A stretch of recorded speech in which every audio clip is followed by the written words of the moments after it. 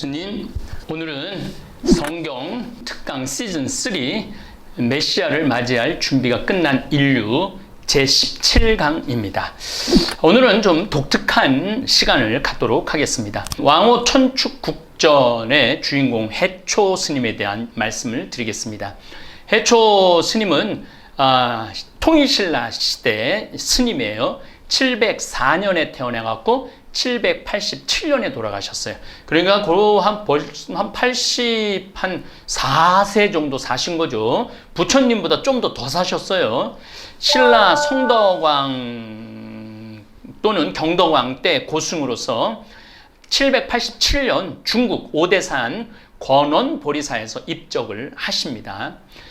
해초 스님의 인도 기행문 왕오 천축국전, 그러니까 다섯 나라를 왔다 갔다 했다 이거죠. 이게 1908년에 발견이 되어서 동서교역사 연구의 귀중한 사료로 평가가 되고 있습니다. 그러면 해초 스님을 1908년 이전에는 우리 고려시대 때, 조선시대 때 알았느냐? 전혀 몰랐어요. 해초라는 스님이 이런 왕호 천축국전이라는 책을 썼는지도 모르고, 그런 고승이 신라시대 때, 물론 이제 유학 간 거는 이제 있지만은 전혀 몰랐어요.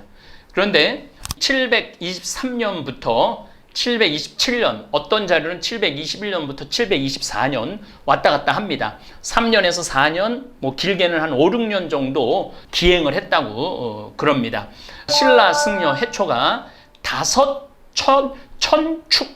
천축국은 인도입니다. 인도를 답사하고, 그러니까 신라 시대 때 700년에 벌써 인도까지 간 우리나라 스님이 한반도에 스님이 있었다는 얘기예요. 중국도 아니고 중국 광저우로 가갖고 광저우에서 말레이시아 반도로 돌아가고 인도까지 간 거예요. 제가 계속 여러분들한테 무슨 말씀을 드리냐면은, 우리가 인류 문명을 이해할 때 한 지점만을 가지고 절대 이해가 할 수가 없고 이해가 되지도 않아요. 따라서 사복음, 예수님, 물론 바오로 사도 서간도 마찬가지지만은, 그 예수님이 말씀 한 말씀을 이해하려고 그러면은 이집트 문명 알아야 되고, 그리스 철학 알아야 되고, 헬레니즘 문화 알아야 되고, 메소포타미아 문명 알아야 되고, 심지어는 인더스 문명까지 알아야 된다는 얘기예요. 이게 왜냐하면 예수님의 모든 거의 총 집합체가 예수님한테 집합이 되거든요. 그래서 제가 이 해초 스님의 이 글을 읽고 정말로 가슴이 얼마나 두근거렸는지 몰라요. 왜냐하면 저도 제가 건강하지 못하잖아요. 건강하지 못한 몸을 가지고 이스라엘을, 그것도 한두 명을 데리는 것도 아니고 250명이라는 순례단을 데리고, 위험하기도 하죠. 왜냐하면은 그 아랍 사람들하고 또 우리가 갔을 때 막 한번 칼로 찔러갖고 막 총 쏘는 소리 막 듣고 막, 그러면서도 제가 예수님의 발자취를 정말 더듬고 싶고 느끼고 싶고 그랬던 나의 순례 여행, 나의 순례 인생, 이제 코로나19로 이제 파티는 끝났지만은, 그랬던 나 자신에 대한 것에 대해서 가끔 지쳤을 때도 있었는데, 이 해초 스님의 왕호 천축국전을 내가 보면서, 구도의 길은, 진리를 구하는 길은, 깨닫는 길은 고통이 따른다. 그냥 한 자리에 앉아갖고 진리가 깨달아지는 게 아니다. 그런 생각을 많이 했습니다. 어쨌든 인도의 종교에 대해서, 정치, 문화, 그러니까 1300년 전에요. 중앙아시아 그리고 페르시아까지 여행을 합니다.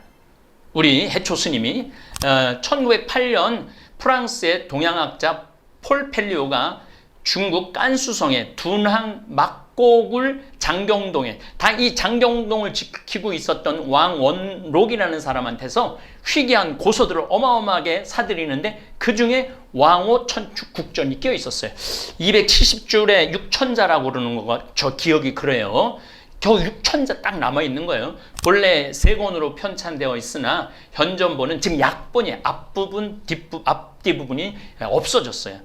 그래도 이 기행문, 6천자의 기행문에 40개 나라가 수록이 돼요. 그러니까 40개 나라를 걸어 다니신 거예요. 해초 스님이 참 막곡을 여기에 소장되어 있던 보관되어 있던 거를 그 프랑스 학자가 찾아낸 거죠. 왕호 천축국전이 세상에 1908년에 알려지자 많은 사람들이 연구를 하기 시작해.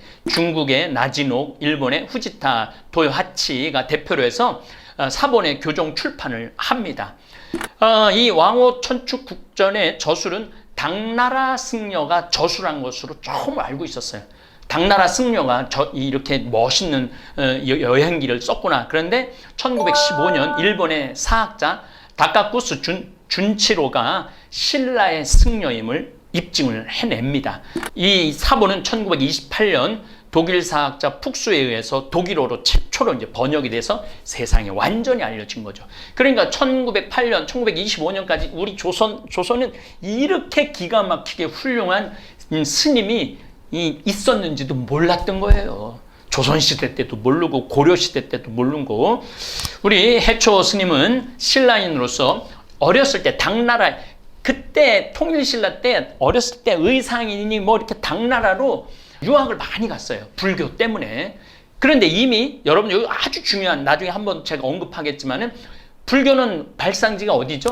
인도죠. 인도인데 발상지가 인도인데 국타 왕조가 힌두교를 완전히 강조하면서 기원전 500년서부터 기원 후 300년까지는 인도에 불교가 꽉 퍼졌는데 다시 힌두교, 브라만들의 그러한 계략에 의해서 인도 불교가 없어져요. 그리고 인도 불교는 어디에만 남느냐 하면은 네팔, 인도네시아, 뭐 중국, 또 우리 일본 이쪽으로 가고 발상지인 인도에는 정작 없어요. 그 해초 스님이 그 인도에 가갖고 다 폐허가 된 부처님의 뭐 바라나시라든지 뭐 녹야원이라든지 뭐 이런 게 싹 없어진 거에 대한 슬픈 시를 다 써요. 참 기가 막힌 거죠. 어쨌든 중국 밀종이라고 그러는 건 이상한 종교가 아니라 깊이 불교를 연구하는 밀종의 시조인 금강지 삼장의 제자입니다. 해초 스님이. 그러니까 해초가 얼마나 위대한 고승이었느냐면은 당현종 때 비가 안 와요. 비가 너무너무 안 오는데 이 당현종이 해초한테 부탁을 해요. 기우제를 지내달라고. 그러니까 해초가 기우제를 지낸 지 딱 7일 만에 명주실 같은 비가 쏟아진다는 표현이 있습니다. 그래서 실질적으로는 해초 스님은 당나라에서는 굉장히 유명한 사람인 거죠. 근데 이분이 바로 신라 사람이라는 거, 우리나라 사람이라는 거는 정작 1300년 동안 몰랐던 거죠. 삼장이라는 건 불교의 금감경 이런 거에 완전한 득도를 한 분을 삼장법사라고 그래요. 어쨌든 금강제 제자로서 불경을 한역을 해요. 한문으로 바꿔. 인도 산스크리트어로 되어 있는 불경을 한역을 해요. 대단한 거죠. 중국 불교에 지대한 공헌을 합니다. 또 왕호 천축국전에 의하면 해초는 여행을 마치고 신라로 돌아오지 않아요. 신라로 돌아오지 않고 787년까지 당나라의 오대산의 금강지 대공삼장, 그러니까 지금 시안이라는 데는 어디냐면 여러분들 진시황 그 무덤 있죠? 예, 그 무덤이 있는 데가 시안이야. 시안 근처에서 마지막 생을 마감을 하죠. 어쨌든 금강지 대공삼장의 역장에서 54년 동안 하면서 많은 불교를 한문으로 바꾸죠. 해초가 언제 중국으로 건너갔는지는 기억이 나오지는 않습니다. 20살이 되자마자 아마 이게 723년 정도로 봅니다. 당나라의 광저우에서 시작해갖고 수마트라, 인도네시아, 스리랑카, 인도 전역과 인도를 다 남천축국, 북천축국, 서천축국 이런 5개의 인도를 다 돌아보고 난 다음에 왜 다 돌아보냐, 부처님의 8가지 성지가 있는 데를 다 돌아다녀요. 그래야 다 부셔지고 허물어진 걸 보고 시를 써요. 그 시도 제가 여러분들한테 안내해 드리겠습니다. 북서부 이란까지. 그러니까 최초로 그러니까 한민족으로서 페르시아의 첫 첫 발을 디딘 분이 누구냐면 해초예요. 해초.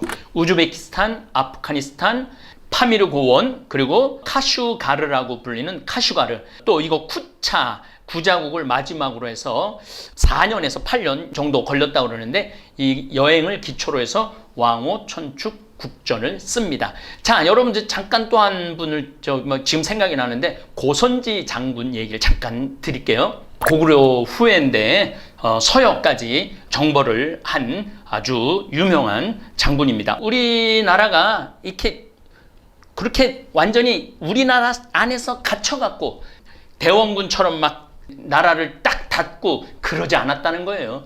우리나라도 굉장히 멀리 많은 사람들이 서역에 공부를 하러 가고 문물을 배우러 다니고 그랬다는 거죠. 그 중에 최고는 해초 스님입니다. 최초로 이슬람 문명권을 다녀온 분이죠. 8세기 초에 쓰여진 이 왕호 천축 국전은 세계 4대 여행기로도 손꼽힙니다. 또한 그 중에서도 가장 오래된 것입니다.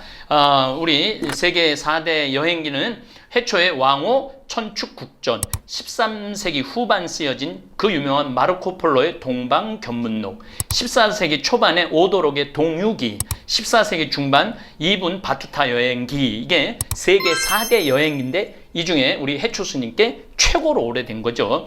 저술 시기에 대해서는 본문에 보면은 개원 15년 11월 상순 지안서, 이게 뭐냐면은 개원 15년 음력 11월 상순의 안서에 이르렀다. 개원은 당현종의 연호입니다. 안서, 지금 말하면 시안이죠. 15년은 곧 727년에 이제 여행을 끝나고 도착했다. 당현종은 여러분들 누구냐면은 양귀비, 세계의 스캔들의 주인공입니다. 이 당현종이 우리 해초 스님한테 기우제 지내달라고 부탁을 했던 거죠. 자, 우리 왕호 천축 국전 해초 스님의 여행 루트를 좀 보겠습니다. 일단 계림이라고 신라, 경주에서 광저우로 배를 타고 가죠. 광저우에서 다낭은 또 우리 신학교 있는 데였죠. 다낭에서 또 자카르타, 말라카, 미얀마 양곤을 지나갔고, 이게 여기까지는 배로 갔어요. 그 다음부터는 걸어서 갑니다. 육로로 인도를 8대 부처님 성지를 다 돌아보고, 그것도 모자라갖고 이제 페르시아까지, 이란까지 가갖고 페르시아에 가서 파미르 고원을 들러서 쿠차를 들러서 두낭을 들러서 시안까지 돌아오는 이런 여정. 그러니까 진짜 지금 지도로 보면은요, 야, 이 대단한 정말 정말 이렇게 놀랄 수밖에 없는, 감탄할 수밖에 없는 한 구도자의 삶이죠. 불교 8대 성지 이동 경로입니다. 뭐 이렇게 써 있는데 이런 거를 다니셨다.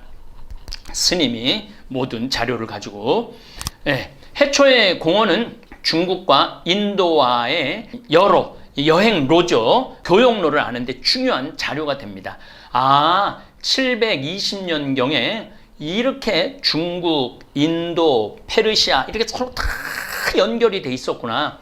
해초 이전에 서역을 방문했던 스님들은 해로만을 가거나 육로만을 이용했는데, 해초는 갈 때는 배로, 돌아올 때는 걸어서 돌아오게 됩니다. 왕호 천축 국전은 8세기의 인도, 중앙아시아를 기록한 현재까지 유일한 사서라는, 역사서라는 점에서도 가치가 크죠. 불교적 측면에서는 불교의 8대 성지를 모두 기록하였다는 점에서 큰 의의를 가집니다. 왕호 천축 국전은 고대 인도의 정세, 인도가 정세가 어땠는지 서역의 사정을 파악하는 중요한 자료로 평가를 받았는데, 그 내용 보면 이래요. 동부 인도에 가보니까 나체촌이 있다는 거예요. 나체촌. 자이나교도 옷을 안 입죠. 석가모니가 인멸한 쿠시 나가라가 있고, 석가모니가 최초로 설법한 바라나시. 저는 이 바라나시도 갔다 왔습니다. 바라나시를 가봤는데 부처님의 그거는 거의 안 남아 있더라고요. 최초의 사원인 중림 정사가 있는 라자그하라, 영축산, 석가모니의 탄생지인 룸비니를 방문을 다 합니다. 해초가 간다라 문화의 여러 중심지와 실크로드 따라서 여러 지역을 돌아보면서 인도 각국의 왕들의 병력과 소유 코끼리 수, 아랍 쪽의 침입, 법체, 음식, 의상, 습속, 기후 이렇게 왕호 천축 국전에 다 들어있는 거예요. 그 육천자에. 자, 이제 여기 우리 스님 쓴 5시를 한번 좀 봤으면 좋겠어요. 여러분 한문은 신경 쓰지 마시고 그래도 한문으로 먼저 읽어드리겠습니다. 불려 보리원, 언장 녹원요, 지수 현로험, 비의 업풍표, 팔탑 성난견, 참착 경겁소. 보리수 멀다고 걱정하지 않았는데 어찌하여 녹야원을 멀다 하리. 녹야원은 부처님이 이제 깨달음을 얻고 난 다음에 자기하고 같이 수행한 5 그 수행자들한테 처음으로 설법을 한 거예요. 보리수 멀다고 걱정하지 않았는데 어찌 녹야원을 멀다 하리. 그저 근심거리는 험한 벼랑길 뿐. 그 먼 길을 갔으니 그 벼랑길이 얼마나 힘들었겠어요. 어풍 몰아쳐도 아랑곳하지 않는다. 8탑 보기란 참으로 어려워라. 그러니까 8탑이라는 게 뭐냐면은 부처님의 기념하는 8가지 탑이죠. 어지러이 긴 세월 지나며 불타버렸다. 그러니까 힌두교 브라만들이 다 불태워 없어진 그걸 보고 이렇게 한탄한 시를 쓴 것입니다. 해초는 겐지강 유역 마가다에 지금 와 있는 거예요. 그리고 드디어 석가모니가 도를 이룬 자리 보리스, 보드가야, 그 보리스를 기념해 지은 절 마하보리사 앞에 서 있는 거죠. 여기서 북서쪽으로 한참 또 다른 불교 성지 깨달은 석가모니가 처음으로 설법한 녹야원이 있죠. 그런 게 다 없어졌다는 거예요. 이제는 다시 이제 좀 세워져 갖고 좀 낫지만은 해초가 갔을 때는 다 없었다는 거예요. 벼랑길 험난함을 걱정할 뿐 업풍이 몰아쳐도 아랑곳하지 않는다. 이 보면은 업풍이라는 게 뭐냐? 선연과 악연을 유전을 은유하는 말이기도 하고 지옥에서 부는 북풍을 비유하는 말이기도 합니다. 그래서 이 구도의 약속을 세웠지만 나중에 며칠 연연할 틈이 없다. 이런 시를 쓴 것이죠. 여기서 8탑이라는 것은 석가모니의 탄생, 그 다음에 돛 닦은 거, 설법, 열반에 관련한 8가지를 말합니다. 자, 이제 남천축에서 지은 시를 이 시도 제가 읽으면서 얼마나 마음이 애잔했는지 월야 첨향로 부은 삽삽귀 함서 창가편 풍급불청회 아국 천안분 타방지각서 일남무유한 수의향림비. 달밤에 고향길을 바라보니 이제 동쪽을 바라봤겠죠. 뜬 구름 휙휙 지나간다. 편지를 삼아 그 편에 붙이려 하나 그 구름편에 편지를 삼아 고향으로 붙이려 하나 바람이 급해 내가 부르는 소리를 듣고도 돌아오지 않는구나. 내 나라는 하늘 끝 북쪽. 그러니까 지금 엄청 아래쪽으로 내려왔으니까 내 나라는 하늘 끝 북쪽, 남의 나라는 땅 끝 서쪽. 일남에는 기러기도 없으니 누가 나를 위해 상림원으로 날아갈까? 누가 나를 위해서 고향으로 날아가 줄까? 이런 이야기를 표현을 하는 겁니다. 이제 북천축국에서 쓴 시입니다. 이번에 보실 시는 북천축의 한 절에서 숨을 거둔 중국인 스님의 사연을 듣고 쓴 것입니다. 하필 고향으로 가는 길에 덜컥 병이나 머나먼 땅에서 숨을 거둔 중국인 스님의 사연이 너무나도 슬퍼서 쓴 시입니다. 고리 등무주 타방 보수체 신령 거하처 옥모 이성희 억상애 정절 비군원 불수 숙지향국로 공견 백운비라. 고향 등불은 주인을 잃고 타양의 보배로운 나무는 꺾였구나. 스님이 돌아가셨다 이거죠. 신성한 홀령은 어디로 갔는가. 옷 같은 모습은 이미 재가 되고 말았네. 불교는 다 태우잖아요. 화장을 하잖아요. 생각하니 가엾고 절통해라. 그대 소원 이루지 못했음을 슬퍼하노라. 누가 고향 가는 길을 알까? 덧없이 바라보느니 흰 구름 지나는구나. 이 해초 스님은 그 젊은 나이에 떠나서 끊임없이 고향에 대한 그리움이 있으셨던 것 같아요. 그래서 시를 쓸 때마다 고향 얘기를 참 많이 합니다. 이제 여정 끝으로 이제 파미르 고원을 이제 건너가는 그 장면이 너무너무 이 시에 잘 표현이 되어 있습니다. 해초가 남긴 5 가운데 4번째 시입니다. 왕호 천축국정 마지막 시 바로 앞에 자리한 시죠. 군한 서번원 여차 동로장 도황괭설령 간험 적도창 조비 경초 인건한 편량 평생 불문루 금일 쇠천왕이라. 그대는 서쪽 변방이 멀다고 한탄하고, 서쪽 변방 그러니까 인도가 나는 동쪽 길이 멀다고 탄식하노라. 그대는 서쪽 변방이 인도가 멀다고 하지만 나는 동쪽 신라가 있는 곳이 멀다 탄식하노라. 길은 험하고 산 머루는 어마어마한 눈을 이고 있는데, 파미르 고원이 눈을 많이 이고 있는 거죠. 그걸 넘어가면서 하는 거예요. 험한 골짜기는 도적대가 길을 트는구나. 날던 새는 가파른 산에 놀라고. 야, 이거 예전에 제가 환경 강의할 때 히말라야 산 새들이 넘는 그 모습이 생각이 나네요. 새들이 그 히말라야 산은 너무너무 높으니까 언제 나느냐 하면은 아침에는 안 날아요. 아침에 안 날다가 한 오후 2, 3시 되면은 태양이 쫙 내리쬐면은 기압이 싹 올라갈 때 그 기압을 이용해서 히말라야 산맥을 넘어가거든요. 날던 새는 가파른 산에 놀라고. 아마 해초 스님이 이걸 보신 거 아닌가 싶습니다. 사람은 기우뚱한 다리 건너기가 어려워라. 그 가파른 히말라야 파미르 고원 이 어려운데 이래 다리가 놓였으니 기우뚱한 다리 건너기가 어려워라. 평생 눈물 훔친 적 없었다만 오늘만큼만은 1000줄기 눈물을 뿌리노라. 그러니까 이 한 순례자의 그 고단한 마음이 이 마지막 줄에 금일 쇠천왕, 오늘만은 내가 1000줄기 눈물을 흘리겠다는 그러한 표현을 쓴 거죠.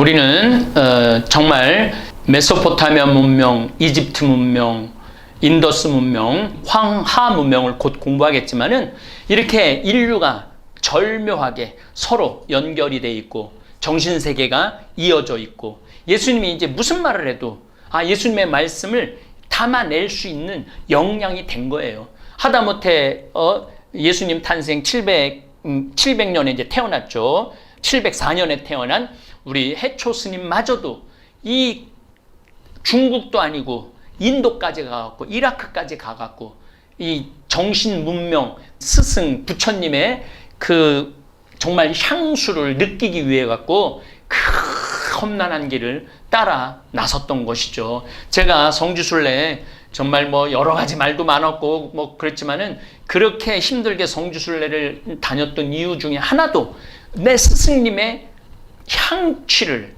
발자취를 한 번이라도 더 느끼고 싶은 그런 애절함 때문에 그 먼 길을 갔고, 그 먼 길을 갔다 옴으로 해서 제가 체험한 신비, 하늘나라의 신비를 이렇게 성서 특강으로 여러분들하고 나누고 있습니다. 해초 스님의 그 발자국 하나하나, 또 바오로 사도 발자국까지, 또 인도까지 전교를 떠났던 토마 사도, 스페인까지 전교 여행을 떠났던 야고보 사도, 이런 모든 이게 다 성령의 정말로 기운으로 우리가 2000년이라는 세월이 또 그리스도교가 내려와서 여러분들이 또 복음, 굿뉴스, 기쁜 소식을 듣는 것 아닌가 싶습니다. 아시아와 인도 대륙을 오가던 해초가 맨 마지막으로 한 이야기가 저는 금일쇠천향, 오늘만큼은 1000줄기 눈물을 뿌리노라, 이런 말로 한 순례자의 고단함의 삶에 대해서 이야기를 나누었습니다. 감사합니다. 너무나도 고소해 참을 수가 없을